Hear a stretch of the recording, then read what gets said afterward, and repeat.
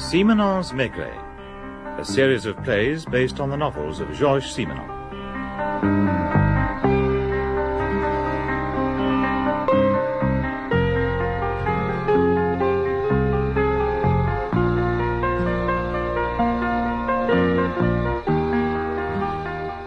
No, Georges, I haven't told you about the José case. Why not, Jules? Well, there are several cases I haven't told you about for, personal reasons. For the part I played in them. And one of them was the José case.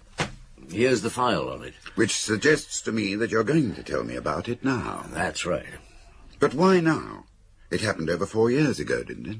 Because it disturbed me then, and it continues to disturb me. And secondly, because of something that happened in my office a couple of days ago. Made me wonder more than ever about the outcome of the trial.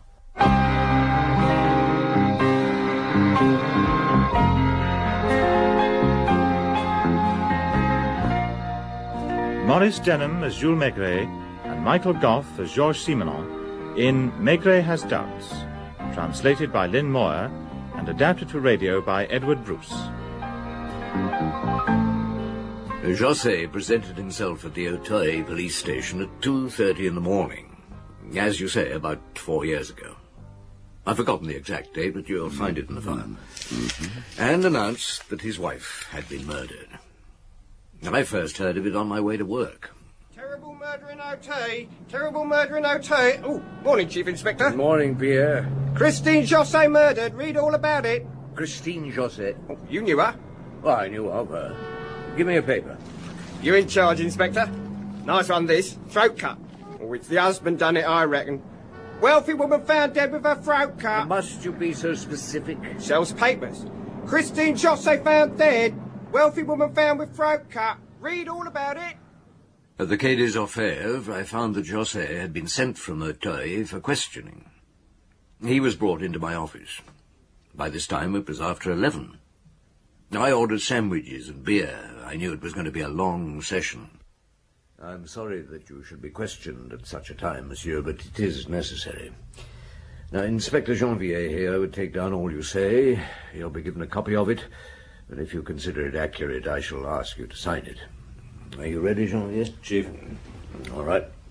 And let me start with the usual questions. Identity. Surname, Christian names, profession. Adrien José, aged 40. I'm a pharmacist, head of the firm of Virieu and José. I was born in the Hérault region. When did you come to Paris? About 15 years ago. I worked first in various jobs as a locum in chemist shops. You were ambitious? Is that why you came to Paris? Not particularly. Paris seemed to offer better opportunities than a provincial town. Is all this necessary? Well, every detail has some importance. Oh, I see. You're trying to find out what kind of person I am. Well, let me tell you, Chief Inspector, I'm a very ordinary person. No better, no worse than any other. And certainly ordinary in the eyes of Christine and her friends. No, why was that, do you think? No, I was a provincial. Christine was a sophisticated Parisienne. I've not always been accepted by her circle. How did you come to meet her? I was working at one of the fashionable shops in the Faubourg Saint-Honoré. She was one of our best customers. She was a widow. And very wealthy, I understand. Very. When did you get married? Oh, you've missed a point, Chief Inspector. I became her lover first, although I wasn't the only one. She had other lovers? Certainly. We often quarrelled about them, but she'd always led a very free life. How long before you got married? About 3 years. I suppose you'll find this a rather ridiculous statement, but gradually we fell in love. I understood her, and she seemed to need me, at least for the first few years of our marriage. But once married to her, I couldn't go on working at a chemist shop. So she bought out a small chemical laboratory and put me in charge. José and Virieu. Later, she gave me a full partnership. You sound bitter about it. Well, of course I am. You're thinking like our friends that I was a gigolo, that I married her for her money. Well, that isn't true. I worked hard. I made something of that firm. It was nothing when I started to manage it. Now it's one of the best known in Paris. Why am I being questioned like this anyway? I went to the police. I told them what I'd found. Now, please, monsieur, calm yourself. Sit down. Now, would you like a sandwich? Beer? I need a brandy. Perhaps I could oblige. Keep some in my office for special occasions. Janvier, brandy for Monsieur José. Yes, of course. Look, let's get it straight. Strange as it may seem, I loved my wife, even though I knew she was a tramp. And she stopped taking lovers for the first few years of our marriage. We lived happily together for nearly 10 years, no matter what her faults, or mine. And for the last 5 years? Well, no, we fell into a moderately comfortable acceptance of each other's behavior. She took more lovers, her protégés, as she called them. We even discussed them. I slept with her occasionally. Not often, and... You took a mistress? Your brandy, monsieur. Oh, thank you. Well, yes. Is that surprising? Asante. Do you drink a lot? Oh, yes, it appears you drank a lot last night. Not as much as Christine. She'd become an alcoholic. Her loyal friends wouldn't admit that, although Christine was careful, so perhaps they didn't know. During the last few years, she's often slept into the afternoons, but when she woke up, she couldn't function without spirits, and sometimes drugs. I'd like to know more about your mistress. What's her name? Annette Duché, my secretary. We've been lovers for about a year. She has a little flat in the Rue Caulaincourt. Do you pay for its upkeep? Not entirely. Let's say I subsidize it. And how often do you go there? Once or twice a week. She prepares a meal. It's more intimate. We rarely eat out. It's a pleasant flat. Geraniums in the window boxes. As a matter of fact, I was there yesterday evening. We'll come to what you did yesterday in a moment. Now, is Mademoiselle Duché a Paris girl? No, she comes from Fontenay-le-Comte. Her father is head clerk to the sous-prefecture there. Although he wasn't doing his job yesterday. He came to the Rue Caulaincourt while I was there. No? Why? Because he just found out about my affair with his daughter. Annette was only 20s, I suppose. Well, anyway, he was very upset and surprisingly quite drunk. Annette tells me he rarely drinks. Had you ever met him before? No. There was quite a scene in the flat. He wanted to know what I was going to do about it. I tried to placate him. Well, it was difficult. He was so drunk, almost incoherent. Then he asked if my wife knew about it, and when I said yes, he asked me if I was going to divorce her. I must admit I said yes without really thinking. You mean you didn't really want a divorce? It's difficult to answer that question. If I was less tired, I could explain more clearly. But I want you to know I'm trying to help you in every way I can. Perhaps I had, during the year with Annette, considered a divorce, but not seriously. I was happy the way things were. I think I only wanted to pacify the old man. You said your wife knew about your affair. Oh, yes. By this time we never hid anything from each other. How did she react? With contempt. She'd met Annette in my office, and later she asked, "Oh, and how is the little girl?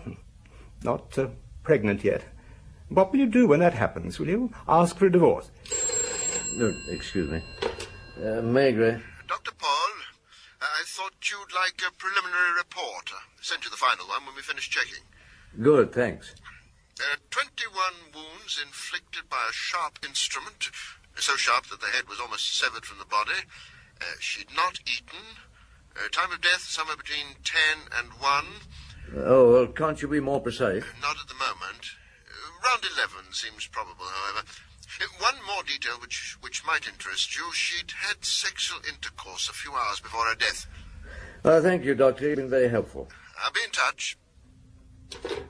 I'm sorry about that interruption. Now, where were we? I'm damned if I know. You've treated everything I've said with mistrust and suspicion. Look, that is not true. Look, the only thing clear to me is that I'm being questioned as if I were a guilty man. I'll tell you something. Just being here is beginning to make me feel guilty. Every time I open my mouth, I seem to be building up some motive for killing Christine. And I did not kill her. Monsieur, I'm trying... Monsieur, you must calm down for your own sake. Must? Haven't I the right to behave like a normal human being to protect myself? Good God. I've hardly slept all night. I don't know what I'm saying. I've got... Now, please, monsieur. Yes, what is it, Maigret speaking? Comelio here. Has he confessed? No, monsieur, I'm very busy. Has he confessed? Look, this is a very complex situation. The interrogation is in progress. Does he deny it? I haven't got that far. Then you should read the papers. I want you to come to my office straight away. But But straight away. I seem to be ahead of your interrogation. Now, Maigret, take a look at that. The midday edition. Look at it. Double life of Adrien Josset. A violent scene in Love Nest in the Rue Colincourt. Yes, I know about that. You didn't say that on the phone. I didn't have the chance to, sir. The press seemed to be more on the ball than you. How did they get the story so quickly? It seems Annette Duchet's concierge phoned the editorial office of Le Monde. I wonder why. Wonder what? Why the concierge phone? I can't see that it matters. It may have an importance. I don't understand you, Maigret. You should know that we deal in fact. That's our job. And we have facts. You just said so. The story is true. So don't you think Josset should be arrested? No, I think it's too early. I'd like to finish my interrogation before I finally make up my mind. Oh, well, get on with it. And don't waste any more time. Yes, sir. You've met Camillo, haven't you, Georges? One of your examining magistrates? Yes. An impatient man. His moustaches tremble. I hadn't noticed. Though he's often called my dear enemy. He's not a bad man, but, as you say, impatient. A fact to him is a fact, and he'll act on it. But you like to consider what lies behind a fact. Yes. Yes, I do. Anyway, I was in a temper that morning. When I went out of his office, I banged the door so hard that I nearly broke the glass. Not for the first time. But, to be fair to him, I was more in a temper with myself, because I didn't think I'd handled my interrogation of Josset very well. And you'd missed your lunch. Oh, yes. Louise had prepared me champignons à la grecque and escalope de veau à la viennoise. Much better for you than beer and sandwiches from the Brasserie Dauphine. You're overweight, Jules. Oh, you're not sylph-like yourself. Anyway, I went back to my office. Now, let's go over your movements from late yesterday evening, monsieur. All right. Well, I left the office with Annette about 6. We bought some food for the evening meal. Then we went to the Rue Colincourt. At about 8 o'clock, I had my confrontation with her father, as you already know. We were halfway through our meal when he arrived. After our altercation, funny thing, we finished drinking each other's health with the remainder of the champagne. And then? I left early. I was upset. After my promise to André Duchet to marry Annette, I felt I'd betrayed Christine. Even though our life together wasn't idyllic, there was something about Christine that still excited me. Annette isn't the same as Christine was. I wish I could explain. She was the first woman I'd ever known deeply and intimately.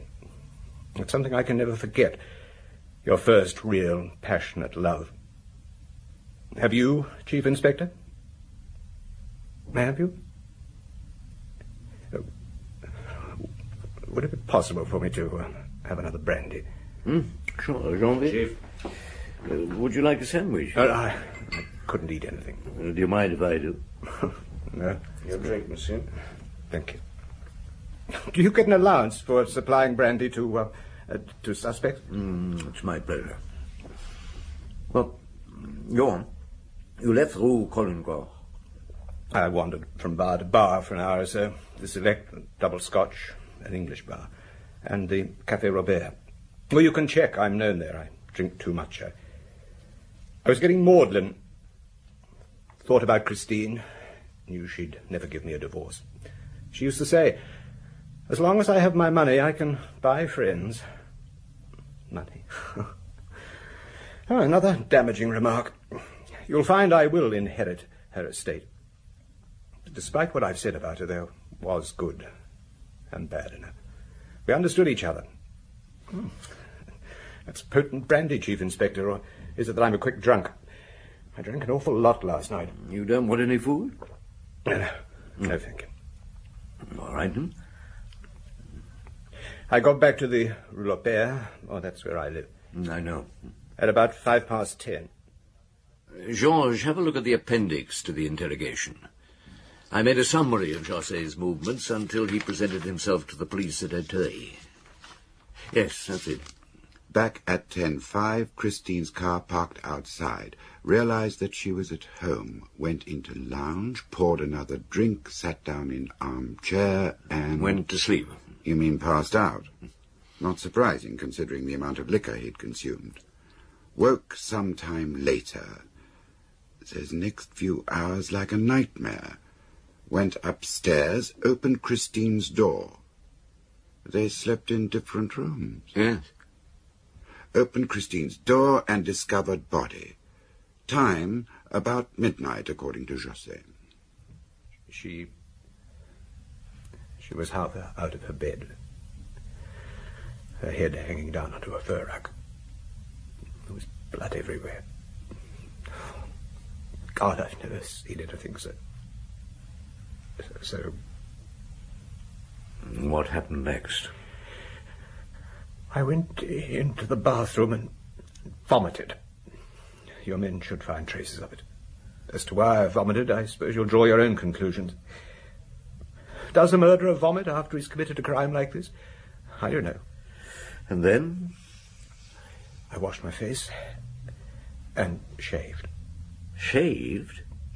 I'd begun to panic, and my first reaction was to go away, to catch a plane from Orly Airport. I travel a lot. I'm quite well known there. I thought I should make myself presentable. I've always dressed well. Even in my early days in Paris, I spent more on clothes than on food. For a provincial, I had a certain style. I suppose that was one of the reasons why Christine first took me up. I was a presentable escort, almost good enough for her society friends. Didn't you think of phoning the police? Yes. I even went to the phone. But I didn't ring. Why not? I'm not sure. It was the words, I'd have to say, I suppose. Someone has killed my wife. I wasn't thinking clearly. I was still half drunk. And afraid? Well, of course, I told you I was most dreadfully murdered. Yes, I see you do understand. You've grown quite pale, Chief Inspector. May we go on? You decided to catch a plane at Orly? Yes. But there was a complication. I didn't have much money on me. But there was about 30,000 francs in the safe in my office. Then I thought of my wife's jewels, the ones she kept into the house. They were worth quite a lot. They were in her bedroom. And you didn't want to go back in there? Well, of course I didn't. And did you go? Yes. I'd left the light on in there when I went to the bathroom. But I switched it off first, then I almost ran to her dressing table, snatched up the jewels that were lying on it, and then I went downstairs, let myself out of the house. Did you take a taxi? Yes, I caught one round the corner. I thought it would be unwise to use my own car. But I went to my office and let myself in. What time was this? Well, I'd no idea then. Thinking back, it must have been about midnight. And then? I took the money from the safe, then I sat down. I was numb, still in a state of shock. I'd had little time to think. That's when I began to realize that going to Orly Airport would be a futile thing to do. So I put the money back into the safe. Did you go back to your house then? No. By this time I needed a drink. There was a bar open near my office. They may remember me coming in. I had a large whiskey. Then I went back home. An important little detail we'll check. Oh, I'm bloody sure you will. And when you got back, did you return the jewels to your wife's dressing table? Yes, yes. Your men will find my fingerprints all over them. And you still didn't call the police? What did you do then? I went out again, wandered about the streets. Where?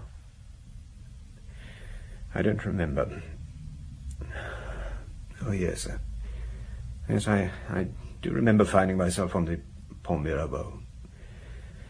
But I don't remember how I got there. And finally, you walked to the Auteuil police station, arriving there at 2:30. Oh, or was that the time? I don't know. Maigret. Cornelieu. Has he confessed? No, he still denies it. I'd like to see you in my office. Look, there are other things I could be doing. Chief Inspector, I would like you to come to my office at once, please. Well, as quickly as I can, sir. Well, that's all for now, Monsieur José. Sorry it's taken so long. Inspector Janvier will bring you a typed statement. Read it, and if you think it accurate, I'd be pleased if you'd sign it.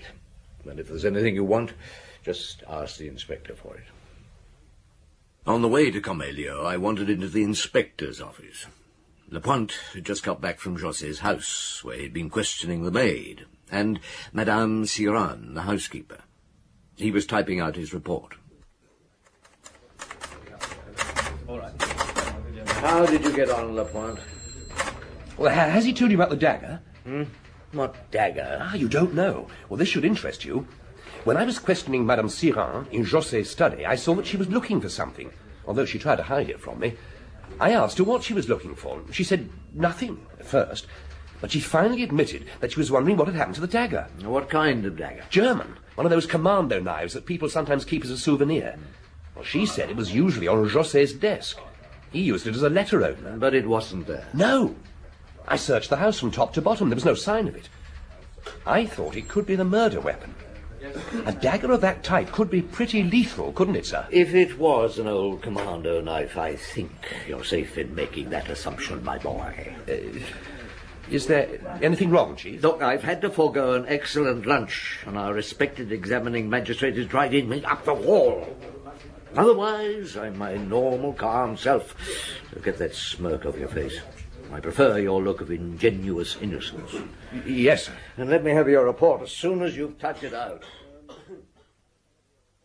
Why are you so reluctant to come to a conclusion? Am I? It's simply that I'd prefer to be sure. I will admit that José seems over-anxious to justify his statements, to be precise and truthful, but... But what? What? There's still a lot to check. Oh, for God's sake, Maigret, look at the facts.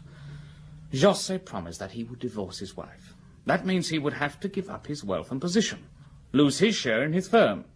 And this love nest... A cheap newspaper headline. Aren't you prejudging the case, condemning the man on moral grounds? Oh, absolute nonsense. We have here an unscrupulous man who took advantage of a vulnerable, wealthy woman, and then took a mistress. It's a classic situation which often leads to tragedy. You've never understood these people, Maigret. This society. I do. 4 or 5 of my friends who know José and his wife have been on the phone to me. Are they against him? Oh, they know what he is. An interloper. An intruder. And were they José's friends also? I didn't say that. I said that they were my friends. And I respect their opinion. Rather tenuous grounds for a charge of murder, don't you think so? Oh, really, Maigret? Look, I said before I'd like to finish my interrogation before you take any action. All right. I'll wait until your final report before his committal. But you may take it. But my mind is made up. From the look on your face, it looks as if I'm going to be arrested. I think so. It was inevitable. I knew all along I should have gone to the airport. Well, that wouldn't have done you any good. Monsieur, why didn't you tell me about the dagger? What have you done with it? Oh. Yes, I should have told you. You threw it into the Seine from the Pont Mirabeau, didn't you? Well, they found it. Not yet. I've only just heard about it. Tomorrow the divers will go down. Did you kill your wife? No. Then why did you go to the trouble of disposing of the dagger by throwing it into the Seine? Because if it had been found in the house, I don't know. It could have been used to kill Christine. It was in my bedroom when I got home. I don't know how it got there. I suppose I took it there for some reason or other. I don't remember. If the police had found it, I couldn't think what I would say to them. I know it's irrational. Were there any bloodstains on it? No. Well, then why? Well, because if the dagger had been used, the murderer would have cleaned the weapon, wouldn't he? So you see, if I'd killed her, I would have cleaned it. Well, that's what the police would have thought. That's why I threw it into the Seine. Nobody would have believed me. I didn't get away from the Quai des Orfèvres until 6:30 that night. On the way home, I decided to go to the Rue Caulaincourt to see what kind of woman Annette Doucet was, and to verify José's story. Somehow he'd given me the impression that the whole affair with her was a romantic one. Geraniums in the window, tete-a-tete meals, candlelight. Now, what I found was disappointing in a way. She turned out to be a very ordinary girl, who, although she'd obviously been crying, seemed hardly upset that her lover was facing a charge of murder. What about the geraniums? They were half dead. No, she confirmed the quarrel with her father. In fact, everything that José had told me. One new fact that I didn't know was that her father had been drinking at the bar opposite before he came to the flat. Well, I was thirsty. I thought it worth a visit. Yes, I remember him well. A thin, gaunt man. Wasn't a drinker. A sick man, if you ask me. Hey, wait a minute. You're Chief Inspector Maigret, aren't you? Yes. So, that pharmacist has confessed, has he? I didn't say anything about a pharmacist. Oh, you don't have to. I've read about it. He used to come in here with that girl quite often. I've had my eyes on him for quite a while. Bloody terrible, I call it. A mistress like that. Very interesting, but I'm more interested in your customer. Was he angry, in a temper? No, he was very quiet. Anything else you can tell me about him? No, I'd never seen him before or since. You didn't get far with that interview. Oh, routine, necessary legwork. I didn't get home until nearly 10. Louise warmed up the escalope. Needless to say, it was overcooked. I've got a very good recipe for escalope with sultanas and red wine. I'll let Louise have it sometime. Thanks. Well, I was late to bed that night. I sat up smoking, going over what José had told me, looking for any flaw in his statement. There's still a lot of checking to do. What worried me most was that he'd told me, or so it seemed at that time, the exact truth about his movements, yet he'd lied about the dagger. He doesn't seem to have lied, Jules. Wasn't it more a rather silly omission? You couldn't blame him for that. A frightened man, a weak man. I wonder what I would have done in similar circumstances. Well, in 10 minutes, with your dexterous brain, you'd have persuaded your interrogator that he'd done it himself. Now, what I had to consider was that José seemed to have told the truth about all his movements outside the house. But what happened inside between 10:05 and about 11:30? We only had José's statement, no witnesses. Since Christine died after 10, could anybody else have got into the house unnoticed, while he was allegedly sleeping? Could they? Undoubtedly. It was something I checked up on the next morning. It's solidly built, heavy oak doors. The lounge room leads from the hallway, which in turn leads to the first floor. Now, if the door was closed, an intruder could have got up to Christine's room without being heard. But also, an intruder wouldn't have been aware that José was asleep in an armchair. What next? Comilio didn't make a committal for another 3 days. He waited for my final report, which simply verified José's statements. He considered there was enough circumstantial evidence for an arrest, strong motives for murder. When he did make up his mind, José was taken from the Quai des Orfèvres in handcuffs. Handcuffs? The man had come to the police station of his own accord. Comilio loves his publicity. Handcuffed, José made a better picture for the press. Now, the following morning, I got a nasty shock. And again, I didn't hear about it until I was on my way to my office. Second victim in José case. Second victim in José case. André Duché suicide. Love Nest Oh, sequel. stop yelling, Pierre. Give me a paper. You mean you don't know about it, Jules? Look, you're asking for a clip on the ear. Not knowing, Chief Inspector. I'm losing faith in you. I reckon José's for the chop. Don't you, Jules? Go and sell your paper, or I'll run you in for vagrancy. Love Nest sequel. Death in Fontenay-le-Comte. Father suicide. I would have liked to go to Fontenay-le-Comte myself, but it wasn't possible. So I sent Janvier instead. Yes. This is his report.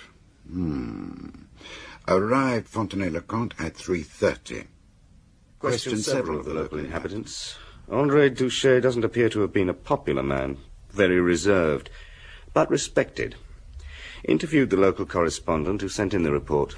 Said Duché most upset when he heard of the murder of Christine José. Even more upset when Love Nest's story broke. Committed suicide on evening of José's arrest. No evidence of foul play. Discovered in armchair, his own pistol fallen to the floor nearby. On his knee there was an open photograph album. Opened at a page showing wife in wedding dress. He was a widower, by the way. And early pictures of Annette Doucet. Suicide attributed to shock and sense of disgrace on finding his daughter involved in sensational murder. But I'm not so sure that was the sole reason for suicide. We'll stay on for a couple of days and nose about. The press had a field day after the report of Doucet's suicide. Dignified, lonely old widower shamed by daughter. But worse still, another victim in the José case. For José, that meant almost certain conviction. In the minds of the public, it was as if he had killed André Doucet with his own hands. Comelio was delighted with this new development. I don't understand. Why was Comelio so determined that José was guilty? I can see that there was a lot against him. The girl, his odd relationship with his wife, money, class. Was he guilty, Jules? No. Wait until I finish. You're my private jury. While I presented the evidence, you can decide for yourself. Now, you'll find another report from Janvier in the file. No, the next page. That's it. André Doucet had incurable cancer. Yes. You see what that means. What was the real reason for his suicide? That's quite a question. I would say that he committed suicide because he had incurable cancer, and that his daughter's involvement with José was the catalyst that made him do it. Yes. Yes, you're probably right. Unfortunately, it wasn't the view held by the public or the press. To use a familiar cliché, they were crying out for blood. Public feeling was so against him. And the jury couldn't help but be prejudiced, no matter how unconsciously. Now, let me tell you about Maître Lenain. I know quite a bit about him. I've seen him in the courts. He can be quite spectacular. Oh, he can, indeed. Quite the wrong man with this case, in my opinion. No, this one should have passed through the courts as quietly as possible. But Maître Lenain had the capacity to attract attention, which was perhaps prejudicial to his client. You'll find some newspaper cuttings there. You'll see what I mean. José accuses. My God, the man had read his own. Yes, it was delivered at one of his press conferences. He was very fond of press conferences. Up to now, Adrien José, who has been, as you know, accused wrongfully of the murder of his wife, has chivalrously kept silent on her private life and secret habits. Be patient with me, gentlemen. It will be shown that many people could have killed Christine José. A stealthy intruder. One of her protégés, for example.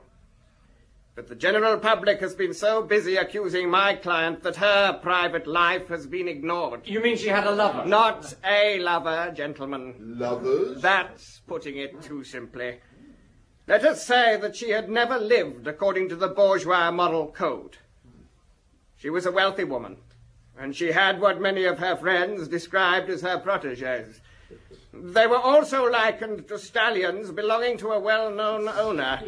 If I may be so crude, she had, as her less charitable friends designated it, her own private stud.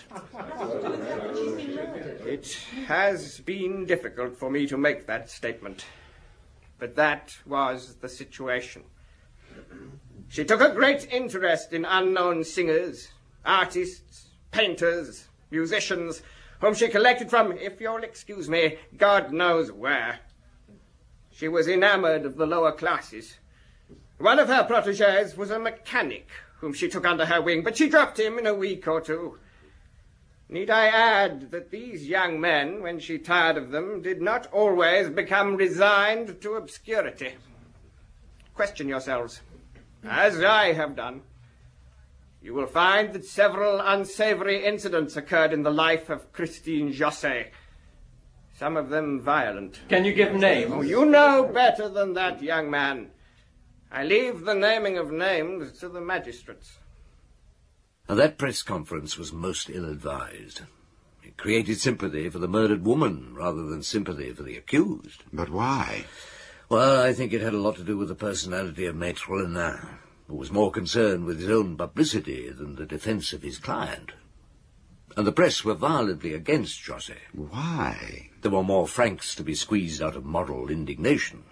And that in itself was a byproduct of guilt. There, but for the grace of God, go I. I didn't realize you were such a cynic, Jules. And something of a philosopher. But why are you still worried about this case? I wonder if I might have done more for José. Why? Do you think he was innocent? I don't know now. I didn't know then. When I first joined the force, when I was less experienced, I might have said I thought he was innocent. But now I've learned that anything, even the improbable, is possible. One thing I'm certain of, José was unlucky. First, we didn't find the dagger in the Seine, and it was implied that José was lying when he said he couldn't remember from which part of the bridge he had thrown it. And then there were the anonymous letters. We got 53 altogether, and 2 of them, as you'll see, were very damaging. Yes. Chief Inspector Maigret, who thinks he's so clever, should question a certain Hortense Meletier in the Rue Lepic, who is a filthy abortionist. She had a visit from the Douchet girl and her lover 2 months ago. Was this woman an abortionist? Yes. Did you find out who sent this note? Again, the concierge at the Rue Colincourt. She hated Annette Douchet for some reason or other, or wanted to get her picture in the papers. I sent for Mademoiselle Douchet. I didn't beat about the bush. Mademoiselle, you've recently had an abortion, is that correct? I suppose I must answer that. It would be wise to. Yes, I did. Who was the abortionist? Madame Meletier. Who gave you her address? Adrien. Well, I'm afraid I'll be instructed to arrest you, and Madame Meletier as well. But you should get bail. I'm sorry, but there'll be no way of keeping it out of the press. José and mistress accused of second crime. Abortionist arrested. Annette Douchet arrested. Read all about it. José accused, second crime in murder case. With that revelation, public feeling reached its peak. It was difficult to find anyone who believed José was innocent. But there's that other anonymous letter I'd like you to read. Christine José liked low types. You will find a man called Popol at the Bar de la Lune in the Rue de Charon. She met him several times in a boarding house near the Saint-Martin Canal. Although she gave him money and bought him clothes, that didn't stop him beating her up. She was heard screaming several times. José doesn't deserve to be found guilty. He should have cut her throat years ago. Well, one person with sympathy for José. Did you find out anything? No, I went to the Bar de la Lune myself. It was a meeting place for a bunch of very unsavory characters. Not a word could I get out of them. They said they'd never heard of a Popol. But I'm sure they had. Their answers were too casual, too innocent. Got no further at the boarding house. A very seedy establishment. And finally came the trial. You'll remember the outcome. José found guilty of killing his wife with premeditation, and there were no extenuating circumstances. He looked dreadful in the court. He must have lost 3 stone while waiting trial. He appealed. His appeal was turned down. And so, of course...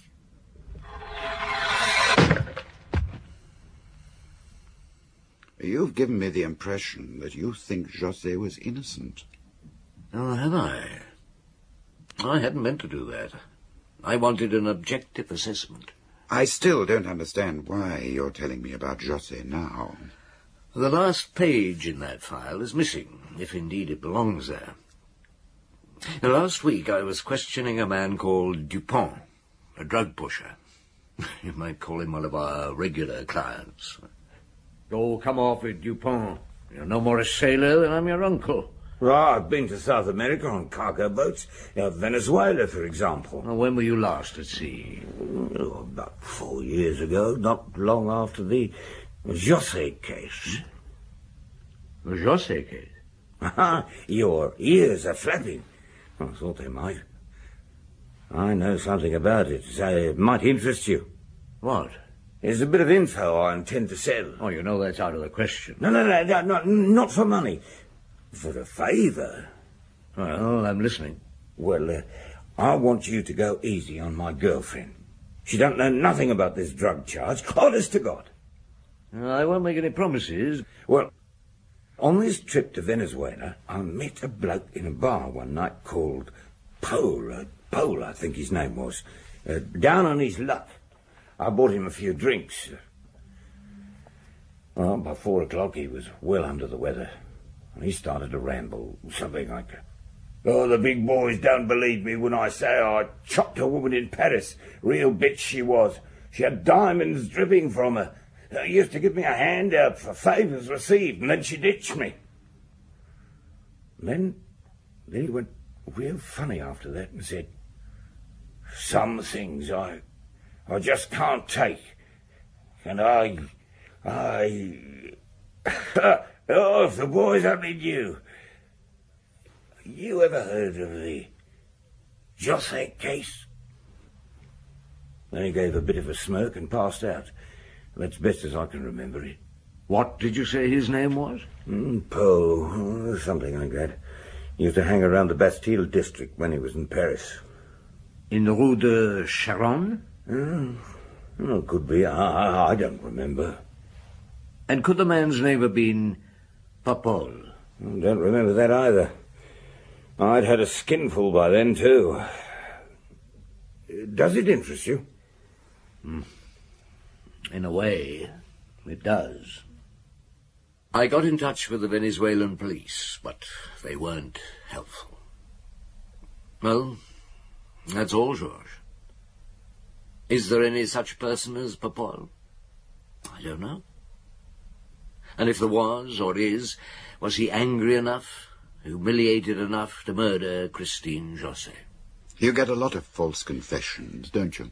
Yes, for all kinds of reasons. Mostly cranks. Do you believe this Dupont? I don't know. I can't stop thinking about José. I suppose I told you about him because I want your assurance that we didn't execute an innocent man. Did we, Georges?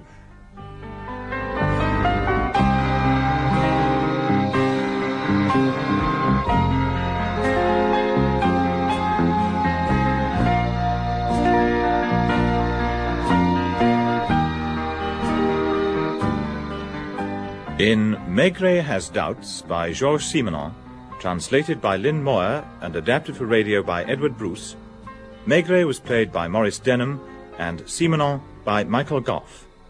Janvier, Sean Barrett, La Pointe, John Rye, the newsboy and Maître Lenain, Robin Soames, José, Alan Rowe, Camelio, Richard Hampton, Pressman, Malcolm Edwards, Patron, David Strong, Dr. Paul, Geoffrey Siegel, Dupont, Bruce Beebe, and Annette, Nicolette Mackenzie.